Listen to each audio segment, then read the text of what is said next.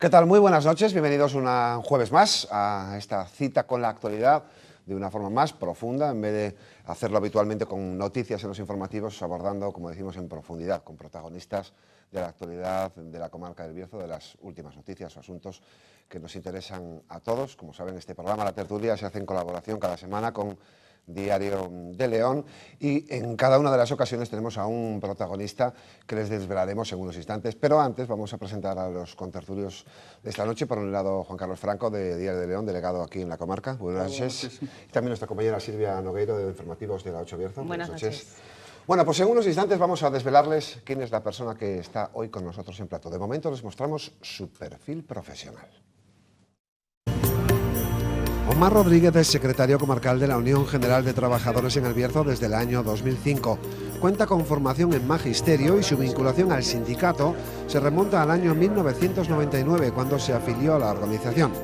Rodríguez ha sido el máximo responsable de la UGT en la comarca en los 4 últimos mandatos, recibiendo un amplio respaldo de sus compañeros de sindicato.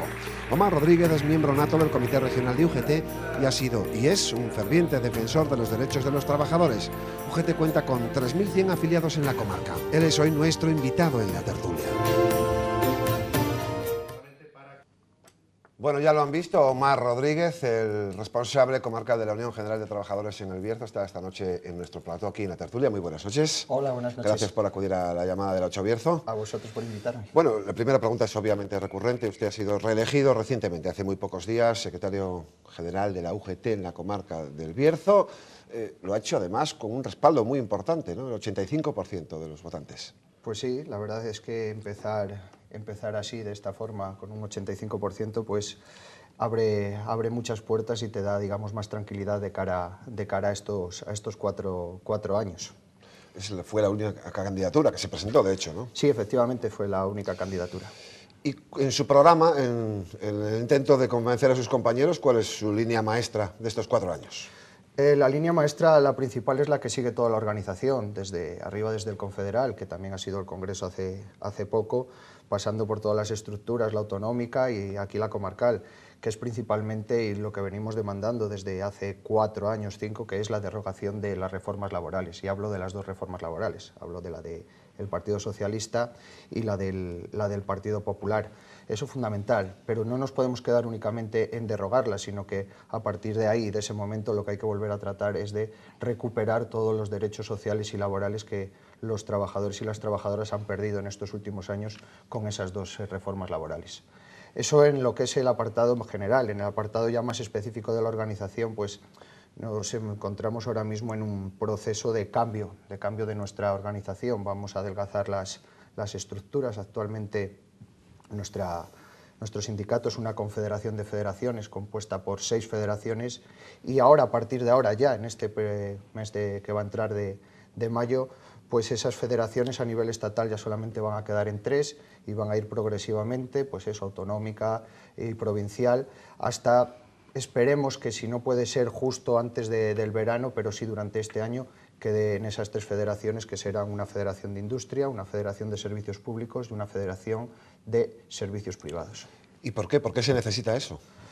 Pues yo creo que primero porque la sociedad lo pedía, es decir, o cambiábamos o nos cambiaban. Es decir, la situación social que se está viviendo actualmente es totalmente distinta a la que se ha vivido años atrás del sindicalismo, cuando la cosa estaba mucho más tranquila, cuando las negociaciones, a pesar de que se podían haber conseguido algunas cosas más, eran mucho más fáciles, mucho más llevaderas, y ahora la situación es mucho más difícil. Entonces se adelgazan las estructuras para darle más fuerza, más representatividad y más presencia dentro del sindicato a las bases, es decir, a las secciones sindicales y al conjunto, a los delegados y a las delegadas que están en las empresas, que al final son ellos los que están todo el día batiéndose el cobre, como se suele decir, y están en los problemas diarios de los trabajadores y las trabajadoras. Y antes de abrir el debate a nuestros compañeros, dice usted que quiere derogar las 2 reformas laborales de un gobierno socialista y de un gobierno popular. ¿No es un poco utópico? ¿Qué tendría que darse? ¿Qué elementos tendrían que darse para que eso llegase a efecto? Pues muy fácil.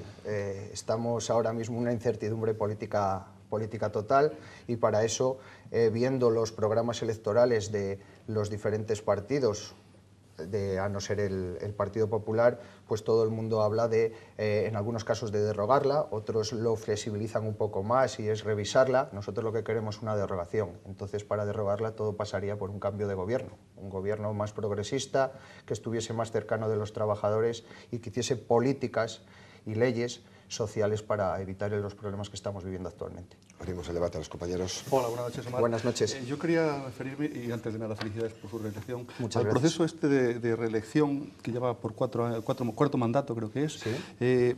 ¿Cómo podemos interpretar que después de 4 mandatos usted sea la única candidatura? ¿No hay crítica interna dentro de UGT o está haciendo usted las cosas demasiado bien? Vamos a ver, crítica interna dentro de la UGT la hay, pero como tú bien dices es interna. Somos un sindicato democrático, las cosas se debaten, se discuten, se habla, que es algo importantísimo, y ahí se aclaran las cosas. Que no haya otro candidato, pues evidentemente cualquier persona que esté dentro del sindicato y que cumpla los requisitos que se pide dentro de nuestros estatutos para presentarse, que son 4 años de afiliación consecutiva, estar al corriente de pago de las cuotas y que luego consiga los avales, ese 25% de los miembros que componen el Congreso, en este último caso 42, pues se podría presentar.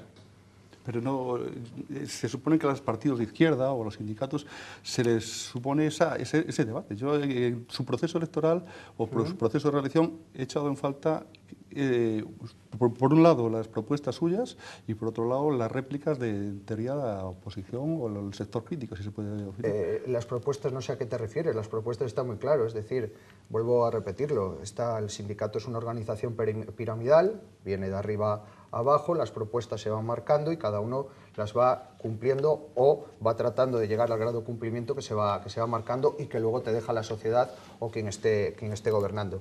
Hay discusión sindical dentro del sindicato continuamente, es decir, antes de llegar a un congreso y durante un periodo de 4 años, en este caso menos, porque se adelantó el Congreso confederal, existen una serie de comités, una serie de consejos comarcales que hay dentro y allí se discuten todo lo que hay dentro del sindicato, es decir, el día a día, se toman las decisiones y a partir de ahí se actúa. Pero entonces, ¿no está usted de acuerdo con la opinión que en la sociedad de que el sindicalismo ha cambiado mucho desde de la época en la que había, digamos eso, debate interno, debate con las puertas abiertas, ahora que parece como si estuviera adormecido? Vamos a ver, debate interno sigue habiéndolo. Que la participación de los delegados o de los afiliados sea menor. Pues la situación ha cambiado con respecto a unos años en los que claro, la minería era más pujante, había más... Efectivamente, la minería era pujante. En el congreso que hemos celebrado estos días, la minería o el sector de la minería, una federación donde son las que tienen la mayor representatividad dentro de ese congreso y se sigue abriendo debate, pero debate continuo y además bien entendido. Pero es evidente, buenas noches, sí, buenas noches, Silvia. Se ha reducido considerablemente el tejido industrial de la comarca del Bierzo y por lo tanto la actividad sindical supongo que también. Será un reflejo, una consecuencia una cosa de la otra. No va unido exactamente, porque el hecho de que se haya reducido el tejido industrial puede ocurrir que se haya reducido el número de afiliados dentro de nuestra organización, ¿vale? Pero los conflictos siguen abiertos, es decir, además en estos últimos años hemos pasado por una altísima conflictividad. Ha habido muchas reuniones, muchos debates, muchas reuniones bilaterales con empresas, tratar de solucionar problemas y por lo tanto no ha sido para nada 3 años y pico tranquilos, sino todo lo contrario. Se vivieron anteriormente en años, por ejemplo, mi primer mandato sí que fue un mandato bastante más tranquilo en el que, como no había conflictividad, digamos que las relaciones laborales y el mundo laboral estaban más asentado y más tranquilo, pues había mucha más tranquilidad. Pero ahora, mes a mes, los datos del paro lo que nos dibujan es una comarca en la que prácticamente no se mueve nada, sube un poquito el paro, baja un poquito el paro, pero realmente sí. Estamos, yo no sé cuál es el término médico para definir a una persona clínicamente muertos o muerte clínica. Encefalograma plano. Sí, yo creo que no es que estemos la comarca del Bierzo se está muriendo, ¿vale? Por resumirlo así. Yo cuando salen los datos del paro a principio de mes y los medios de comunicación, vosotros y los restos de medios de comunicación de esta comarca me llaman y me dicen que haga una valoración, a veces incluso cuando desciende el paro me piden perspectivas de futuro y ya me tienen hasta tachado como de pesimista, pero es que la realidad es esa. Vamos a ver, y es que tengo un dato aquí En noviembre del 2011, elecciones de cuando ha salido este gobierno, había en la comarca del Bierzo 13.222 desempleados. En abril del 2016, los últimos datos que disponemos, hay 12.748. Estamos cansados, y yo lo he repetido, cansados de oír de que esto mejora, de que el paro desciende. Es decir, los datos del paro no muestran la realidad de lo que está pasando en esta comarca. Porque si tomamos otro dato como es, y no lo damos nosotros, es decir, viene del Estado, que es el descenso de la población en nuestra comarca del Bierzo, solamente entre el año 2013 y 2014 se han ido de esta comarca 2.304 personas. Es decir, si se han ido ya no figuran en las listas del INEM, ¿vale? Por lo tanto, datos de paro que aparecen y que nos muestran cada vez, pues son inciertos, ¿vale? Porque además tenemos que tener en cuenta, y eso la gente lo tiene que saber, aquí no aparecen las personas que están en ERES temporales, no aparecen las personas que están haciendo cursos de formación y por lo tanto al final el número de desempleados es mucho mayor. Otro dato, Castilla y León, de los 862.560 afiliados que hay a la Seguridad Social en Castilla y León, 300.000 cobran menos del salario mínimo interprofesional. Por lo tanto, no podemos hablar de que esto está mejorando. En la provincia de León, del total de desempleados, más cerca, lo voy a decir así cerca porque además ha variado durante todo el año, ahora ha bajado un poco, pero cerca del 50% de ellos ya no reciben ningún tipo de prestación, es decir, no tienen ni un solo ingreso. Otro dato comarcal, en Ponferrada, el Banco de Alimentos recibe todas las semanas en su asociación gente para coger alimentos, cerca de 1.700 familias. Y encima con un dato que ahora ya preocupa mucho más, que cada vez son más el número de esas familias que incluso trabajando pues tienen que acudir al banco de alimentos. Esa, por desgracia, es la situación actual que hay en nuestra comarca. Y cuando a mí me preguntan vuestros compañeros de la prensa sobre qué pienso, cuáles son las perspectivas, pues hay que ser claros, no se puede engañar a la gente, la situación es mala. Es decir, no estamos enfermos, estamos, como se suele decir, agonizando, para utilizar ese término médico. Y sobre la mesa no hay ningún proyecto ahora mismo en el Bierzo capaz de generar ilusión, porque cuando había fondos Miner, la reindustrialización era más fácil, ahora... Sí, a mí de verdad que me asombra cuando oigo a ciertos ministros a nivel nacional hablar de que se van a crear no sé cuantísimos números de empleos en España, pero es que siempre nos lo presentan así, pero nunca nos presentan ningún plan industrial ni nos dicen dónde se van a generar esos puestos de empleo. Perspectivas para el Bierzo, ahora mismo, muy pocas o ninguna. Y las pocas que hay tampoco nos van a salvar de la situación en la que vivimos. La Junta de Castilla y León, y a través del diálogo social, porque además es así, en el que están presentes los sindicatos y la patronal, ha tratado de sacar una serie de ayudas y líneas, por ejemplo, para las comarcas mineras, pero que al final son parches. Lo que hay que buscar, si tenemos ya claro de que, y que vaya por delante, que yo me niego y no soy partidario a cerrar el sector de la minería, seamos serios y pongamos un plan industrial encima, y cuando ese plan industrial esté ahí, se empiece a desarrollar, pues empecemos a pensar el tema de prescindir de la minería, que vuelvo a repetir, estoy totalmente en contra de ello. Más allá de la lectura que hace de los datos, desde la parte sindical, ¿cuál es la aportación para corregir esta situación? ¿Qué es lo que se puede hacer desde los sindicatos que no se está haciendo? Vamos a ver, esto hay que dejarlo muy claro. Los sindicatos no tenemos competencias ni somos generadores de empleo, ¿vale? Quien tiene que crear empleo son las administraciones competentes para ello. En este caso, Junta de Castilla y León y el Gobierno. Lo que tenemos que hacer los sindicatos, primero, es velar porque se cumpla lo que realmente hay. Es decir, los contratos, que no se vulneren los derechos de los trabajadores y seguir reclamando y exigiendo que se hagan planes de empleo concretos y que se haga, por lo que hemos hablado, un plan industrial claro y concreto para la comarca del Bierzo. Yo creo que tanto la administración autonómica como la administración estatal tienen un compromiso claro con esta comarca. Es decir, nos lleva muchos años obviando totalmente. Y ejemplos tenemos muchos. Y a mí me parece muy bien, y lo voy a poner aquí de claro y encima de la mesa, porque lo he dicho también públicamente, a mí me parece muy bien que en Burgos una fábrica, una factoría que genera mucho puesto de trabajo, como fue Campofrío, por desgracia tuviese un incendio y todo el mundo, Junta de Castilla y León, hasta los bancos, y hay que decirlo así claramente, pactaron con la gente que tenía hipotecas, incluso la reducción de esas aportaciones que hacían a la hipoteca. aquí se nos han ido empresas muy importantes de gran calado que generaban mucho empleo y la administración pues no ha mirado para aquí. Por lo tanto, creo que tanto la administración regional como la central tienen pues un compromiso y le deben mucho al Bierzo. Pero también es cierto que la movilización social, cuando se cerró Vitro, cuando se cerró Comonor, no ha sido a lo mejor la que se podía esperar. Posiblemente, tienes razón en ese sentido, pero de Vitro, el tema de Vitro, por ejemplo, hubo movilizaciones no tan fuertes como se debería, se debería haber esperado, porque además el volumen de trabajadores que había allí incluso exigía que la movilización fuese mayor. Pero aparte de eso, se mantuvieron muchísimas reuniones con la Junta de Castilla y León. Creo que además la forma de salvar Vitro era que solamente la Junta de Castilla y León lo que tenía que hacer era avalar. Un aval, sí. Avalar, pero hay que ser claros, avalar no poner el dinero, sino ser aval ante una entidad financiera para poder salvar esa empresa. Y no se hizo. A veces es difícil luchar contra la administración y contra el sistema. Hablemos de esa lucha. Ahora se ha constituido una mesa de la energía en la que creo que los sindicatos están representados. Se está hablando de un posible cierre patronal para... ¿Está tardando ya en llegar a ese cierre patronal, a esa jornada de huelga?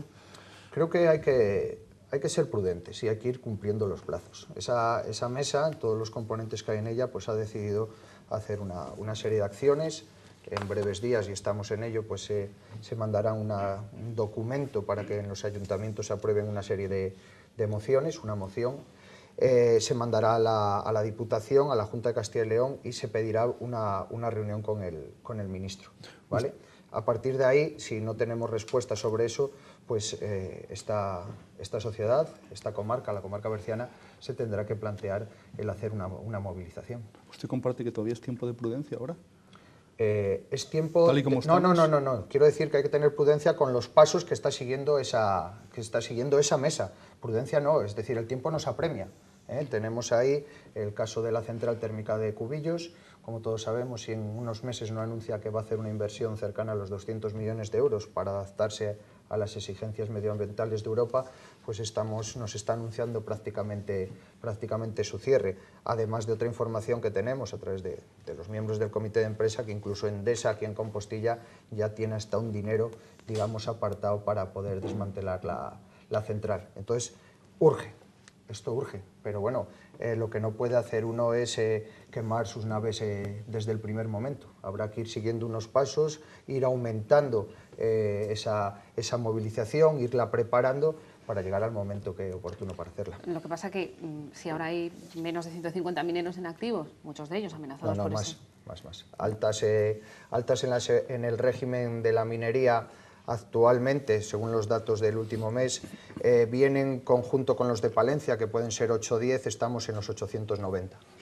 En Castilla y León, hablo, pero que está centrada prácticamente Sí, pero yo aquí. hablo de minería de activo. Activo, vale, sin contar a los que están ahora mismo en ERE. En ERE, Perfecto, efectivamente. Sí. Con otro ERE en ciernes en UMISA, que ya sabe que la situación de UMISA es un mes, otro mes. Sí, va negociando prácticamente directamente con Quizá cuando esa mesa de la energía se ponga las pilas, hablando de energía, ya no haya ningún minero en activo ejerciendo la minería. Otra cosa es que estén en ERES, pero en activo. Quiero decir que es verdad que a lo mejor las instituciones van un poco lentas con respecto a lo que ocurre realmente dentro de los tajos. Puede ser. Vamos a ver. Es que hablar de mesa de la energía es para centrarnos, hay una mesa de la minería ya creada desde hace mucho tiempo, ¿vale? Están haciendo su trabajo, una mesa además a nivel nacional.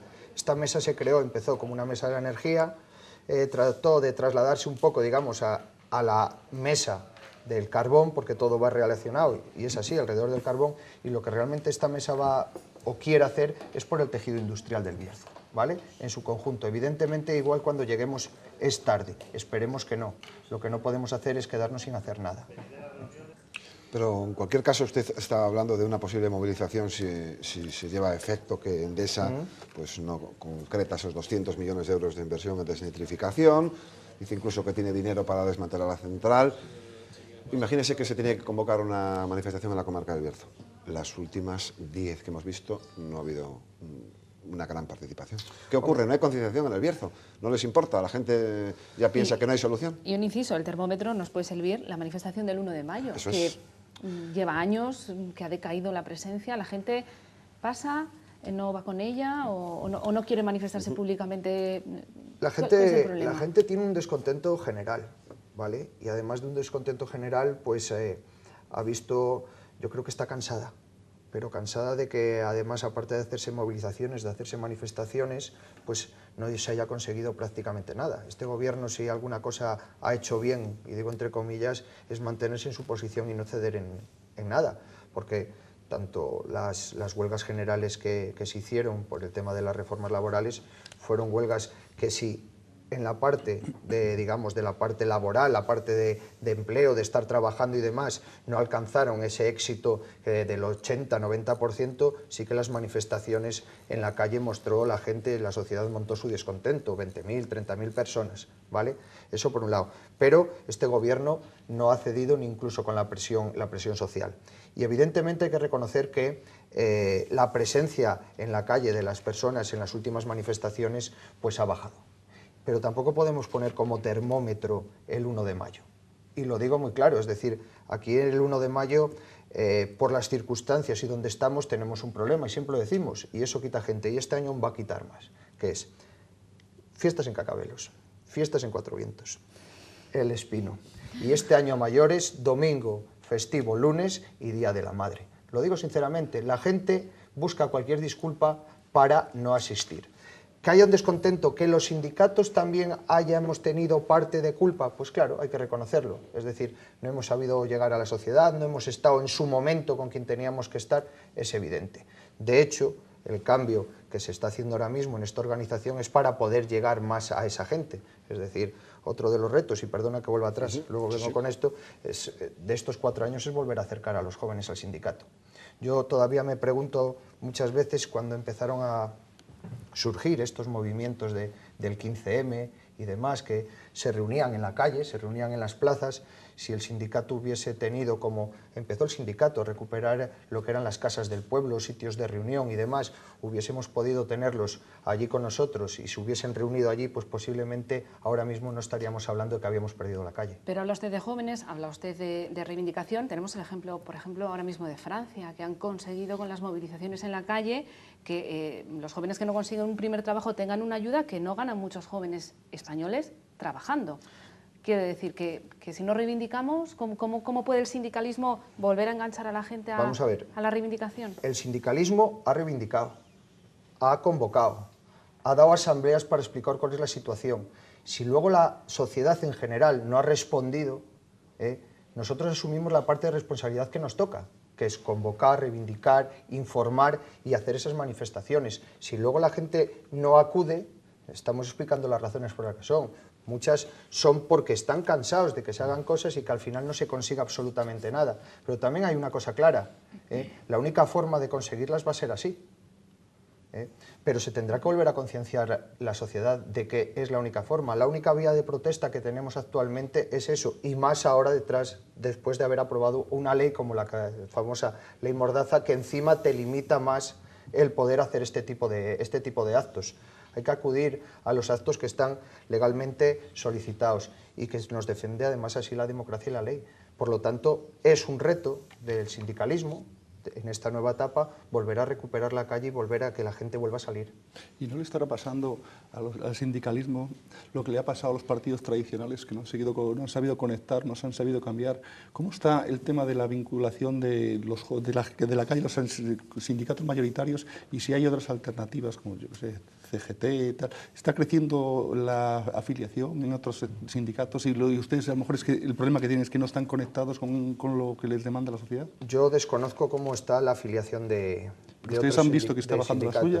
No. De hecho, nosotros en estos últimos 4 años nuestra afiliación ha subido, es decir, de estar en 3.700 y pico afiliados al principio del mandato anterior a estar ahora mismo por encima de los 3.000, casi llegando a los 3.100, ¿vale? Eso por ahí. En cuanto a la representatividad se mide por el número de delegados que tú consigas en las elecciones sindicales. Y de momento y hasta ahora, y en los últimos que se han cerrado ahora, Ahora, que se han cerrado ahora, 31 de diciembre del 2015, los sindicatos más representativos en este país y en esta comunidad, que es lo que marca además la Ley Orgánica de Libertad Sindical, la Constitución Española e incluso hasta el Estatuto de Autonomía, sigue siendo UGT y Comisiones Obreras. Pero como vendrá conmigo, que no es lo mismo ganar los comités de empresas que ganar la calle. Y en la calle ustedes tendrían que hacer algo de autocrítica en tanto en cuanto que las convocatorias que realizan no son... Yo estoy haciendo autocrítica, pero yo ahora mismo te voy a hacer otra pregunta a ti. ¿Tú has visto la capacidad de movilización que pueda tener la CGT o el CESIF en alguna manifestación? Es más, las convocan. Y sois medios de comunicación y las habréis cubierto. Vamos a ver. Cuando convocan los sindicatos mayoritarios, ¿hay afluencia de gente? Más o menos, hay. Ellos las convocan. ¿Acuden a las manifestaciones o a las huelgas generales que han convocado los sindicatos mayoritarios en este país? ¿Han sacado algún comunicado de apoyo a ello? No lo sé. Los medios de comunicación, ahí está la hemeroteca. Tiremos de ella y veremos cuál es la afluencia de la sociedad cuando ellos convocan y cuando convocamos nosotros. Y están en su legitimidad y yo, además, no tengo absolutamente nada contra ningún otro sindicato. Es más, lo defiendo y me alegro que sigan y que busquen y que luchen por los trabajadores y por los derechos de ellos. Pero no comparemos una cosa con otra. Esta organización tiene 128 años de antigüedad. Es decir, ha pasado por épocas muy complicadas.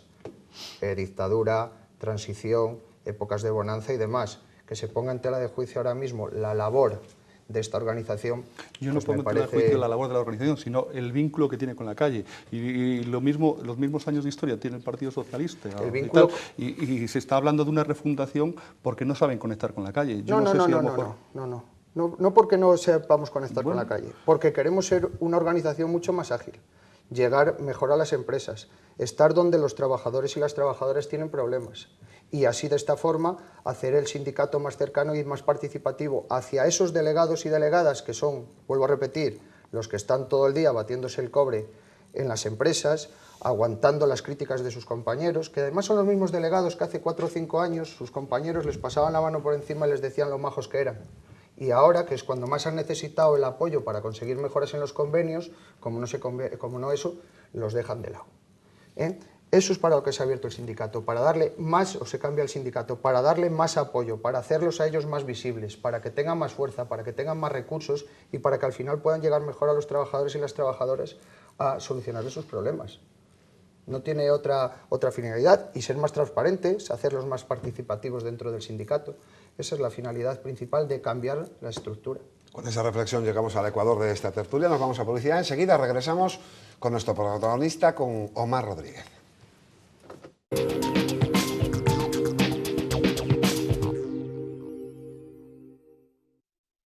Joyería Cesario Gómez se traslada.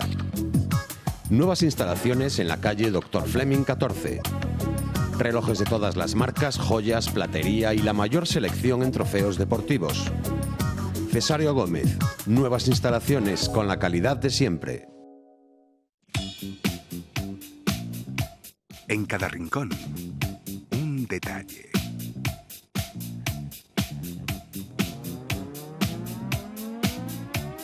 Con cada detalle, la vida más fácil.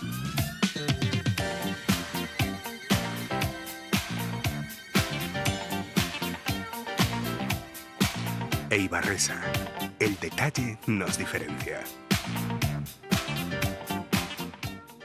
Aislaciones Camponaraya, empresa pionera en proyección de espuma de poliuretano. El poliuretano es el mejor aislamiento térmico para su industria o vivienda, aplicado en cubiertas, desvanes, suelos y cámaras mediante proyección o inyección. Es el único sistema que elimina la condensación en cubiertas de chapa. Aislaciones Camponaraya, el sistema más eficaz para ahorro en calefacción y calidad de vida. En 2015 cumplimos 50 años y por eso queremos explicarte por qué somos tu óptica de siempre en Ponferrada. Ser de siempre no es tratarte como uno más, sino como alguien único. Es haber vivido los cambios de tu barrio y de tu ciudad, del blanco y negro al color. Es haberte visto crecer, conocerte y comprenderte. Es haberte explicado hace 3 décadas cómo unas lentes progresivas o un audífono pudieron mejorar tu salud. Ser de siempre es llevar medio siglo mirando por ti. Por eso y por mucho más, somos tu óptica de siempre en Ponferrada. Hoy todo es confianza. Lograrlo es cuestión de confianza. Que nos importen las mismas cosas es confianza. Y comprar es confianza. Ofrecer productos de nuestra tierra es confianza. Porque los productos frescos son confianza. El mejor servicio es confianza. Confianza es saber que no te van a fallar.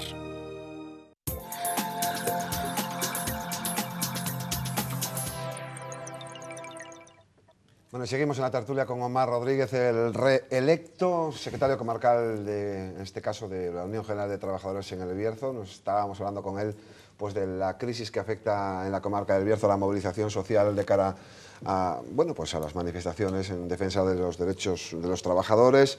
Lo cierto es que los sindicatos, los tradicionales, nos hablaban de otros sindicatos, han vivido un periodo también de crisis en estos últimos años. Ha habido escándalos a nivel nacional en los asuntos pues, relacionados con los grandes sindicatos en Andalucía y otros puntos de España. Se ha pedido mucha transparencia también al movimiento sindical. Le hacemos una pregunta también al respecto, obviamente. Bueno, pues, por ejemplo, las subvenciones que ustedes reciben, ¿a qué les están dedicando? ¿Qué cantidad reciben? ¿Qué hacen con ese dinero? Vamos a ver, nosotros... Por empezar el tema nos financiamos por dos vías, una principalmente por la cuota de los afiliados y otro por las subvenciones que recibimos por nuestra presencia en las mesas del diálogo social y la representatividad que conseguimos a través de las elecciones sindicales, ¿vale? Las subvenciones que nos llegan, pues por ejemplo de la administración autonómica, que normalmente son las que van destinadas a esos programas que desarrollamos dentro del sindicato, como son programas de orientación, de asesoramiento a inmigrantes, de juventud y demás. Esas son unas subvenciones que son totalmente finalistas, donde marcan desde el inicio de que empieza el programa hasta la finalización, el dinero que debe cobrar cada trabajador que se contrata y hasta incluso el material que te puedes comprar. Eso por un lado. Y por el otro lado, pues eso, vivimos principalmente de la cuota de nuestros afiliados. En este Congreso Confederal que hemos pasado, no. Ya en el anterior, en el 41, se aprobó de que la cuota de los afiliados, pues una parte de ellas, en concreto dos partes, fuesen destinadas principalmente a dos actividades, por decirlo de una forma. Una actividad del sindicato, que es como para el tema de las elecciones sindicales, y otro a nuestros servicios de asesoría jurídica, ¿vale? Entonces, transparencia total. En ese sentido no hay ningún problema. Que haya habido efectivamente, como tú dices, y que nos ha hecho mucho daño al sindicato y a los sindicalistas, pues casos en corrupción, digamos, o de una mala praxis de eso, pues eso hay que realmente pues decir que no es aceptable, que las personas que lo hicieron además están fuera del sindicato actualmente y que nos parece pues de lo más reprochable que hay, y que si hubiese alguno más pues que hay que actuar de la misma forma e incluso hasta con más celeridad si se puede.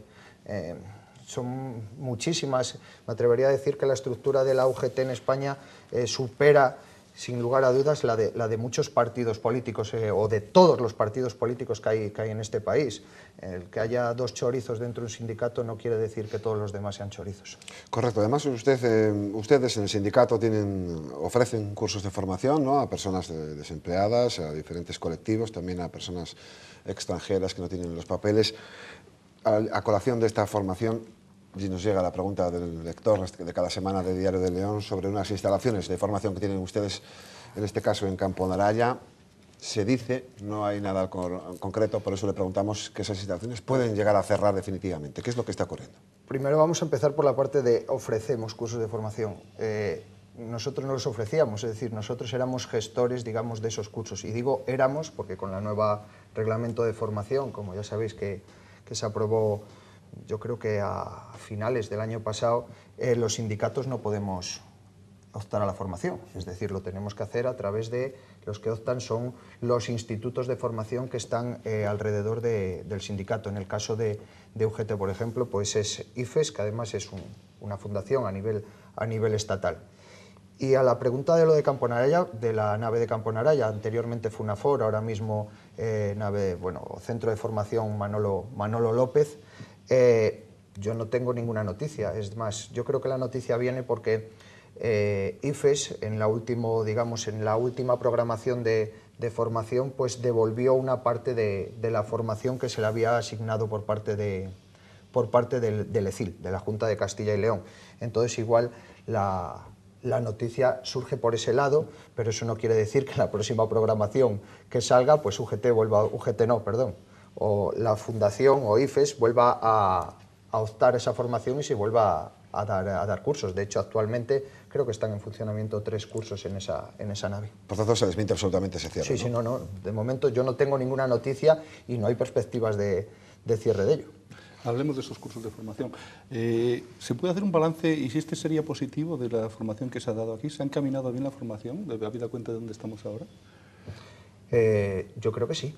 De hecho, la valoración que hizo esta nueva ley que ha sacado, que es de libre concurrencia, la Junta de Castilla y León, y es una valoración de la Junta de Castilla y León, la valoración que le dio a la formación de IFES, vamos a poner IFES UGT, aunque es IFES solamente, pero para que la gente lo entienda, fue de 98 puntos sobre 100. Por lo tanto, creo que la labor es importante. Se ha formado muchísima gente, cada vez que sale un curso, por desgracia, no nos llegan ni siquiera las plazas, porque la demanda es mucho mayor que la oferta que hay, y por lo tanto estamos muy satisfechos de la formación. De hecho, yo tengo conocimiento propio y directo de muchísima gente que ha pasado por los cursos de formación que se daban a través de IFES y que a través de ellos han encontrado trabajo. Desde la patronal se decía o se planteaba que está demasiado diversificado o son demasiadas las entidades que dan cursos de formación y pedían un agrupamiento. ¿Usted cree que es razonable esa crítica? Pues no lo sé, yo respeto mucho todas las opiniones, no sé a qué se refiere, porque además la patronal... La formación da los sindicatos, o a través de las fundaciones, los empresarios, las administraciones... La formación ha estado ligada toda la vida al movimiento sindical y al empresarial, eso que vaya por delante. Es decir, hablábamos antes de las casas sindicales o las casas del pueblo. Hay que recordar que ya en época de la dictadura o la transición, las casas del pueblo se abrían en la UGT para darle o enseñarles a escribir, a aprender, o que aprendiesen a escribir y a leer a los trabajadores y trabajadoras. Por lo tanto, siempre ha sido una lucha y ha estado siempre ligada a los sindicatos. Yo no sé si la patronal se refiere a academias y demás que hay por ahí, pero yo creo que es muy ilícito, y si la ley lo tiene así contemplado, que cada uno pues trate de buscarse y de trabajar, buscarse sus recursos de la forma que sea posible, siempre y cuando se vaya cumpliendo la ley. Hablando de la patronal, aquí estuvo también sentado el presidente de Felebierzo. Me gustaría conocer cuál es su opinión sobre ese debate del futuro de enfocar el futuro de esta comarca o pivotarlo principalmente en el sector agrario. ¿Qué opina el máximo responsable del sindicato UGT? ¿El futuro del Bierzo pasa por potenciar el sector primario, digamos, bueno, con Vamos a ver, de calidad, los productos? El Bierzo tiene un gran potencial en ese sector. Lo que pasa es que yo creo que hay que hacer una serie de retoques sobre él, y principalmente yo creo que el factor principal es la concentración parcelaria. Es decir, el Bierzo tiene una extensa zona agrícola donde sacamos nuestros productos, pero resulta que hay gente que tiene parcelas en Carracedelo, otras en Dehesas, otras en Posada, ¿me entiendes? Y además es que se da la circunstancia que todos lindan con todos. Entonces la concentración parcelaria es vital porque además eso lo que favorece es ahorrar costes en la producción, y esos costes que se ahorran en la producción hacen que luego esa materia prima sea más barata y sea más competitiva a la hora de venderla. Hay que apostar por el sector agropecuario, eso sin lugar a duda, pero yo creo que hay que tratar de empezar por ese momento. Necesitaríamos también lo que ya hace tiempo se habló de una central de compras, es decir, aquí la mayor parte de los empresarios son empresarios individuales, pequeños productores que necesitan luego pues, que esa materia prima, elaborarla y ponerla en el mercado. Yo creo que si hubiese una central de compras, un sitio donde realmente tú lleves la materia prima, allí se te envasase, se pudiese transportar e incluso hasta contactar con los clientes para su venta afuera, pues se ahorraría muchos costes, y vuelvo a decirlo, si ahorramos costes, el precio baja y somos más competitivos. Hablan ustedes de concentración parcelaria, pero lo cierto es que es un proceso que lleva décadas y sigue sin ocurrir. Hay casos como en Carracedelo, donde sí se ha efecto, pero hay expedientes para la concentración parcelaria por toda la comarca, y parece que el propietario, el pequeño agricultor, no está por la labor. Entonces no es una situación fácil, porque hemos visto que durante décadas no se lleva a efecto. Para nada, no es fácil. Yo creo que es una mentalidad que viene ya de herencia.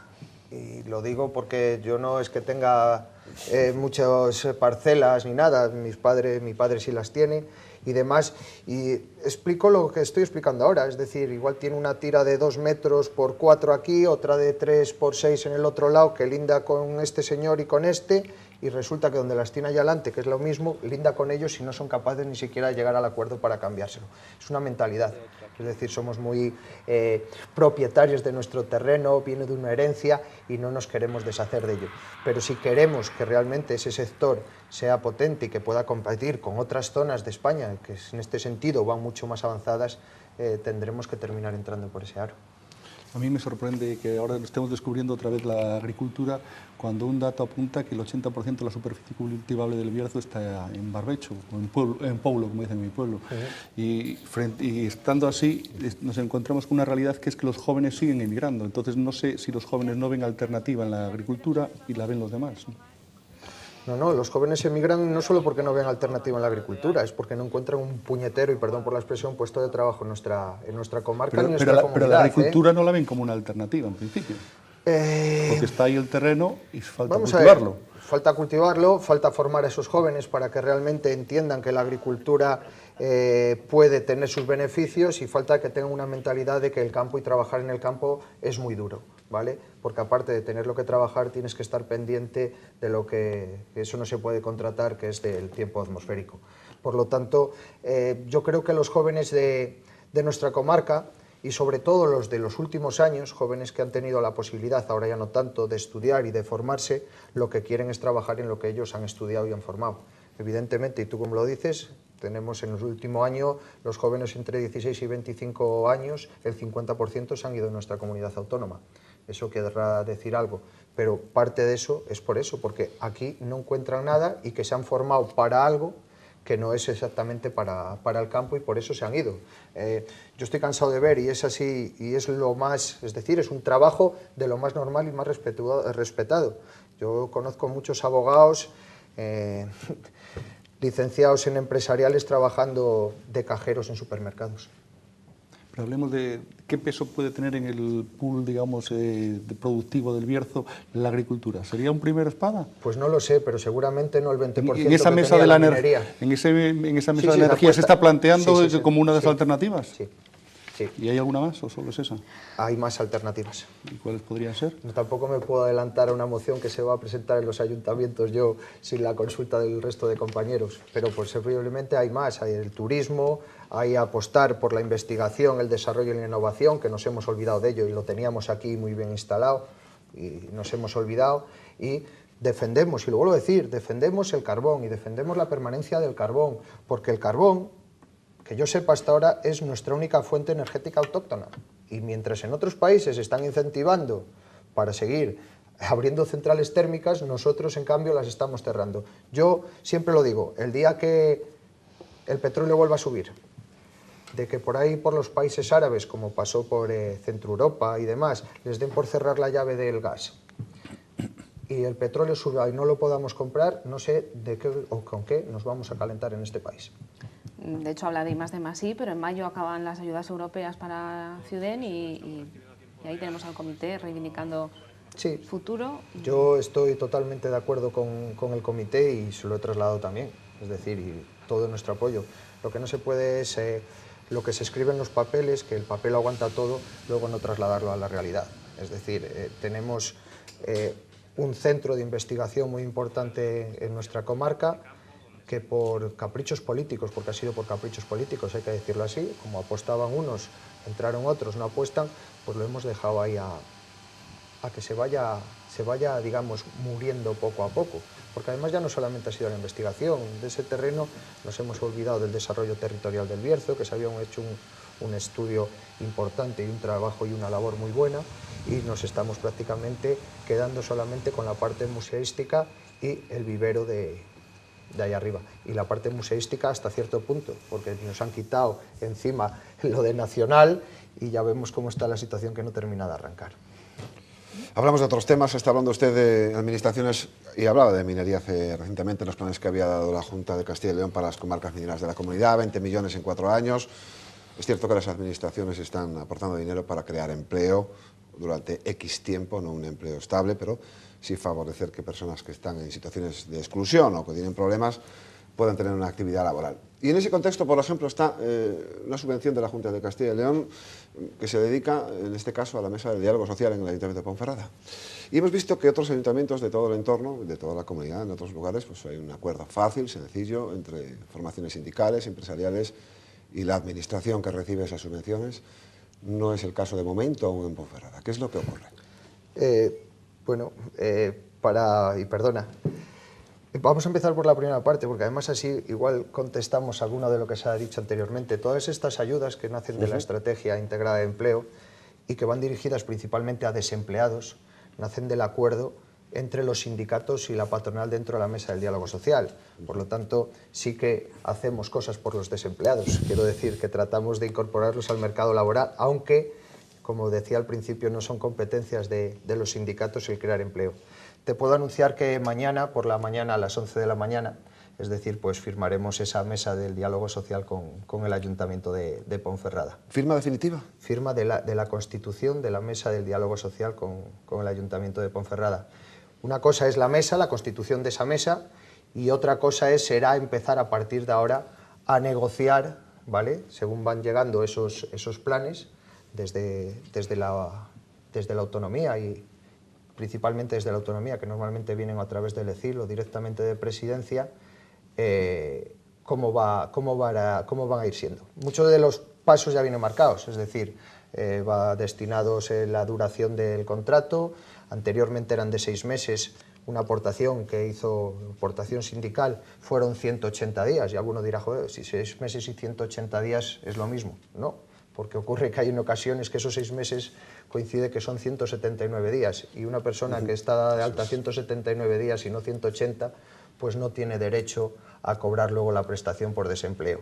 Eso es lo que aportamos los sindicatos en las mesas del diálogo social. Había otro problema, las personas que estaban cobrando renta garantizada de ciudadanía y anteriormente esos planes te daban la posibilidad o de contratarlos a jornada completa o a media jornada, resultaba que cobraban prácticamente lo mismo o menos estando en el ayuntamiento o trabajando en esos planes del ayuntamiento que cobrando la renta garantizada de ciudadanía. Pero ese no era el problema era que como dejaban de cobrar la renta garantizada de ciudadanía y se ponían a trabajar, tenían que pasar 3 meses para volver a tener derecho a esa renta garantizada de ciudadanía.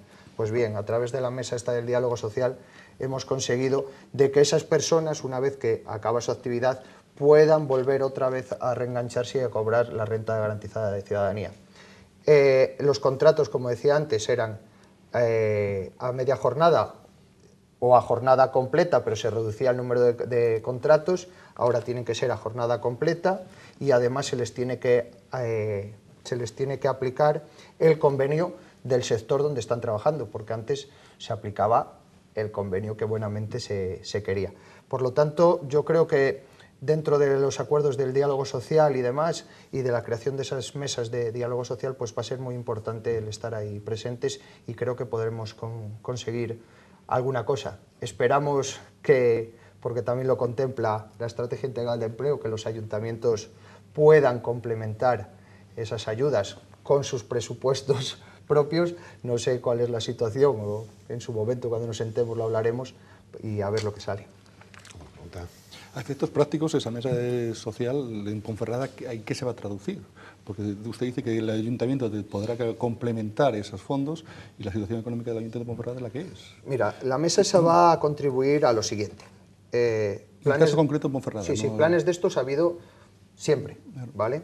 Lo que pasa que los planes estos de siempre, pues se hacía la contratación como se hacía. Es decir, ahora las contrataciones, como te he dicho, las va a hacer a través de oferta genérica, se van a hacer en el ECIL va a llamar a esos candidatos que los va a mandar luego al ayuntamiento. Pero, como todos sabemos y por desgracia, en el ECIL hay diferentes colectivos que están inscritos en el ECIL, es decir, parados de larga duración, personas con víctimas de violencia de género, jóvenes, mayores de 45 años, personas que cobran la renta garantizada. Pues hay en esa mesa viendo esos colectivos, veremos cuáles son los más prioritarios y que no se contrate siempre a los mismos colectivos. Parece tan de perogrullo que parece casi mentira que no existiera hasta ahora ese mecanismo, ¿no? Pues vamos a ver, solamente existía a nivel regional. Es decir, el resto de las mesas se han ido creando por el acuerdo, además, entre la propia Junta de Castilla y León, los sindicatos y la patronal. En Castilla y León se ha llegado a un acuerdo de abrirlo a todas las provincias, a todos los ayuntamientos de más de 20.000 habitantes principalmente, y a otros que sean de menos habitantes. De hecho, este va a ser el primero, lo tenemos también hablado con el Consejo Comarcal y ya está planteado, incluso está aprobado en un pleno, y en su momento pues también nos juntaremos para firmarla, y lo abriremos al resto de ayuntamientos de la comarca del Bierzo que además tengan este tipo de planes. Yo creo que esto hay que entenderlo muy bien, es decir, de lo que estamos hablando primero es de empleo, estamos hablando de dinero, y por lo tanto los agentes sociales tenemos que estar presentes en esas mesas. ¿Y va a ser fácil que sindicatos, empresarios y institución se pongan de acuerdo para decidir quién tiene que ser beneficiario? Las negociaciones nunca son fáciles, pero como se suele decir, ven más 8 ojos que 2. Bueno, pues con esos 8 ojos y no 2, esperando que tengan suerte en ese diálogo social en Ponferrada, en el resto de la comarca del Bierzo, que tengan también suerte usted sus próximos 4 años, que éxitos en su desempeño serán obviamente éxitos también un poco para la comarca del Bierzo. Nos despedimos, se concluye aquí la tertulia. Como cada semana damos las gracias a nuestro compañero, en este caso de León, Juan Carlos Franco, a Silvia Nogueiro. Les emplazamos para la próxima cita, será ya el próximo jueves. Hasta entonces.